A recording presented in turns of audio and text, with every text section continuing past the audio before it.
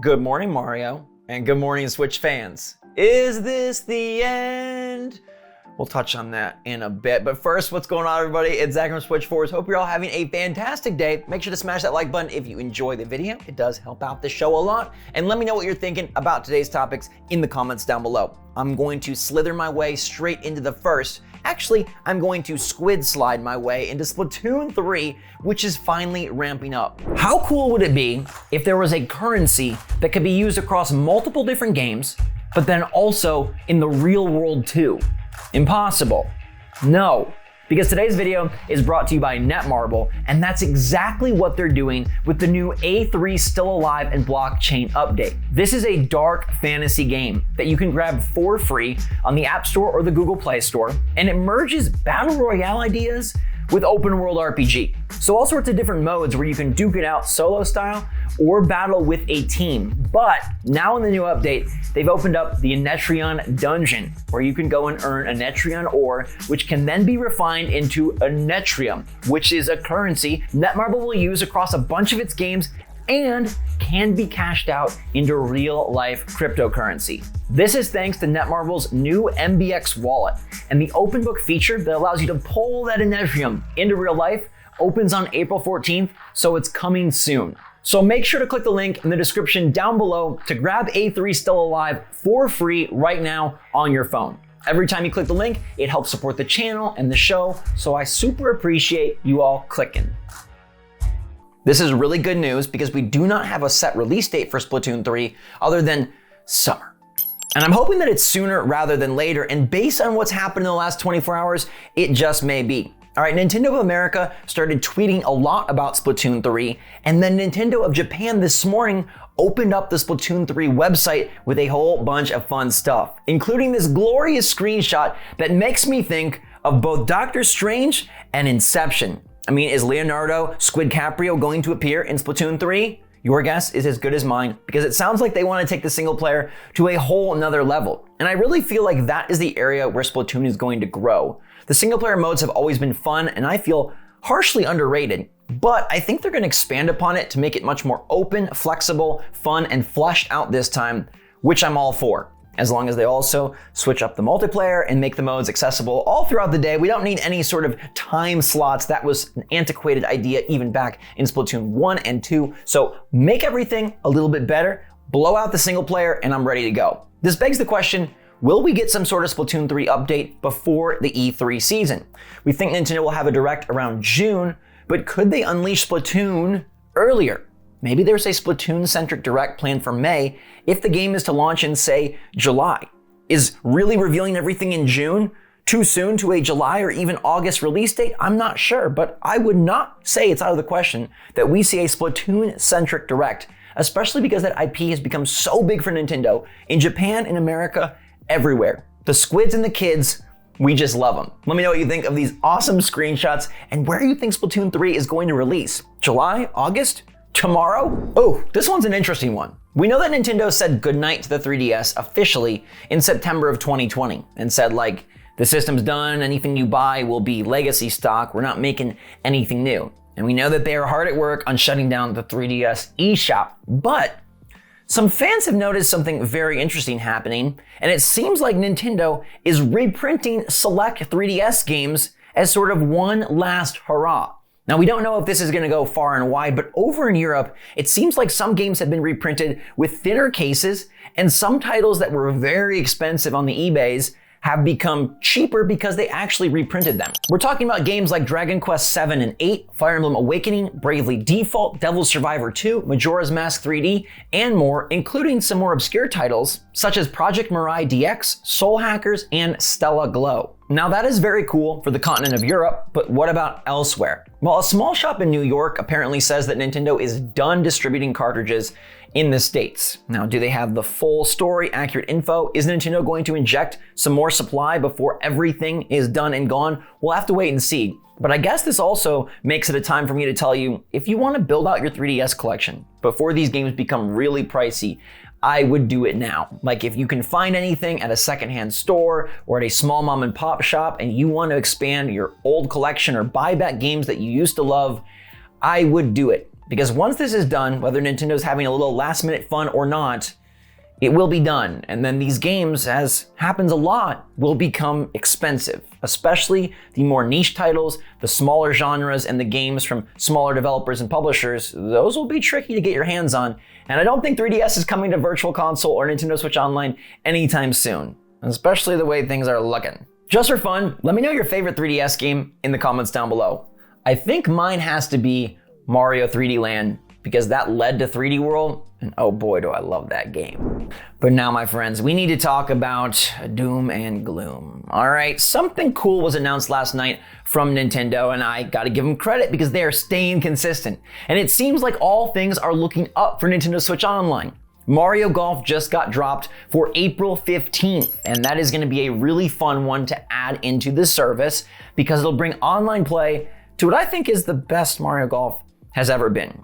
I do like Super Rush, but I think this is the best Mario Golf because it's basic, it's simple, but it just nails the gameplay.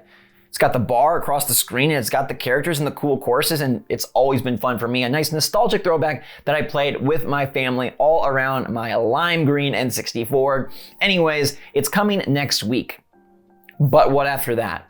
And this is where we have to start getting a bit concerned, confused, and just wondering what is next, okay? Because Nintendo has all of a sudden become regular, right? They're like, every single month we just dropping you an N64 game, and that is great. But the initial trailer that was showed off in 2021 is all but used up. The only other two games that were shown off for N64 Nintendo Switch Online are Kirby 64 and Pokemon Snap. And then that's it. They've used most of the heavy hitters. They've released all the games they've revealed. Is that the end? Are we dried up of N64? Look, it was a small platform. By all accounts, the games library is tiny on the N64. It really is. You can fit all those cartridges into one picture. I've seen it. It's pretty nifty.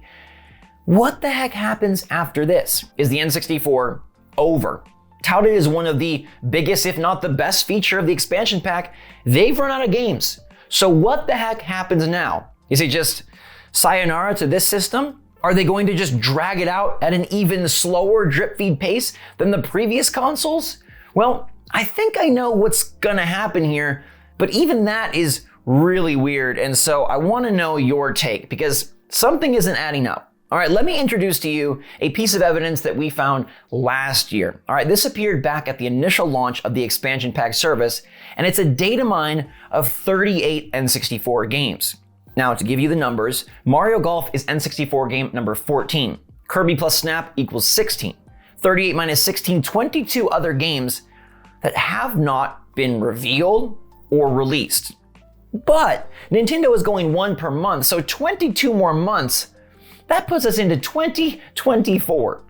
And I just can't see Nintendo still dropping N64 games of note in 2024. Like, will they even still be on this console in 2024? So something weird is going to happen. One, the data mine is just wrong, and they really only have 16 N64 games. Yes, I know there still are some hits that they could bring, like GoldenEye, but apparently that's being rebooted, so I'm not sure that they would give them the licensing rights to put it on the expansion pack service. There are the Mario Party games, but many of those minigames ended up in Mario Party Superstars, and who knows if they want to sell DLC there. There's other interesting N64 games, but many of them do have ties to other companies, and that does become difficult and expensive to acquire. So maybe the data mine is wrong, and it really is just done. 2 more games takes us through May, and June, that's it. But that would mark less than a year of N64 Nintendo Switch Online. We sure know they aren't Virtual Console, but that even seems slight for Nintendo. So what do they have cooking up? Do they have a big second wave drop plan where they're going to unleash 10 or 15, 20 more games?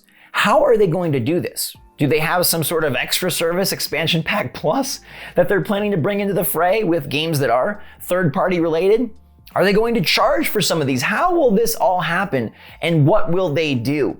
Because I can't see Nintendo just saying like, sorry expansion pack users, your time is up. But at the same time, I can't see them continuing for 22 more months. So something has to give. We are at a very interesting precipice here, where Nintendo can either fall off the cliff and disappoint everyone, or make a really smart decision. And I want to know what you think they're going to do. Because based on common perception, there's 2 more.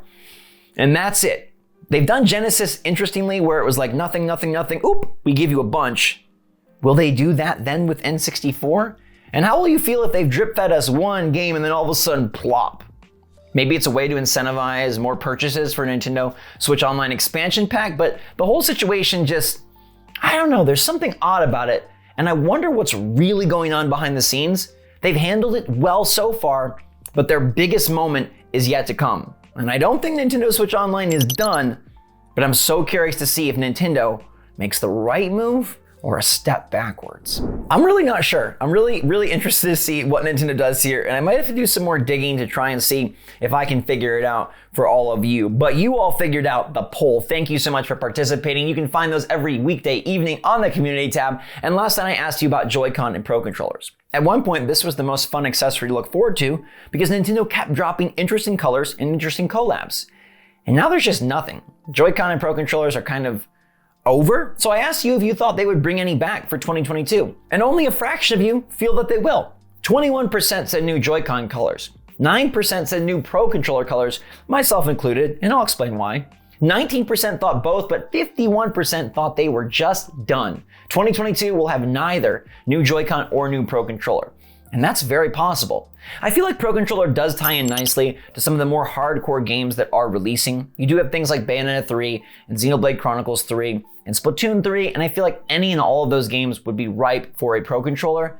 I also think there's so many Joy-Con out there, and with the Switch Lite and things of that sort, they might feel that Pro Controller is the better way to go. Plus, many of the limited edition Pro Controllers are just impossible to find. Remember, there was a Smash Bros. Ultimate Pro Controller, and a Splatoon 2 Pro Controller, and a Xenoblade Chronicles 2 Pro Controller, so there's history there, but there isn't a whole lot of access. So I could see them dipping back into those waters and rebranding the controller for the Splatoon 3 color scheme, which would be yellow and hella cool, or for Xenoblade Chronicles 3, and that controller, despite me not loving that game, is a really nice one that I actually enjoy using a whole bunch. So I hope they bring something. Maybe there'll be a special new bundle. Maybe they'll price drop. Maybe a new console. Who knows what they will do. I'll keep you posted. You know I will. So thank you so much for watching. Make sure to stay safe, stay healthy, stay happy, stay positive out there, everybody. I appreciate you all so much. I love our Nintendo family. It's so fun to do this every morning with you. Thanks for letting me do it. Thanks for making it possible. And until tomorrow, love you lots. SwitchForce out.